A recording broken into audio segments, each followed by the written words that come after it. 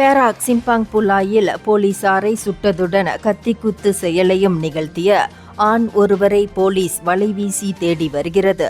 அவர் ஓட்டி வந்த காரில் பெண் ஒருவரின் சடலமும் கண்டெடுக்கப்பட்டது. இன்று அதிகாலை 1:15 மணிக்கு சிம்பாங் புலாய் போலீசார் சந்தேகத்திற்கிடமான காரை நிறுத்த முயன்றனர். ஆனால் ஓட்டுநர் தப்பிக்க முயன்றதால் செம்பனை தோட்ட பகுதியில் மோதல் ஏற்பட்டது என பேராக் மாநில போலீஸ் தலைவர் டத்தோ நூர் ஹிஷாம் நோர்டின் தெரிவித்தார். அதில் 26 வயது கான்ஸ்டபிள் ஒருவர் வயிற்றில் சுடப்பட்டு கத்திக்குத்து காயங்களுடன் படுகாயமடைந்தார். சந்தேக நபர் துப்பாக்கியையும் பறித்து கொண்டு ஓடிவிட்டார் எனவும் அவர் கூறினார். காரின் பின்புற இருக்கையில் சடலமாக இருந்த பெண்ணின் அடையாளம், மரணத்திற்கான காரணம் பிரேத பரிசோதனைக்கு பிறகு உறுதியாகும் எனவும் நூர் இஷாம் குறிப்பிட்டார்.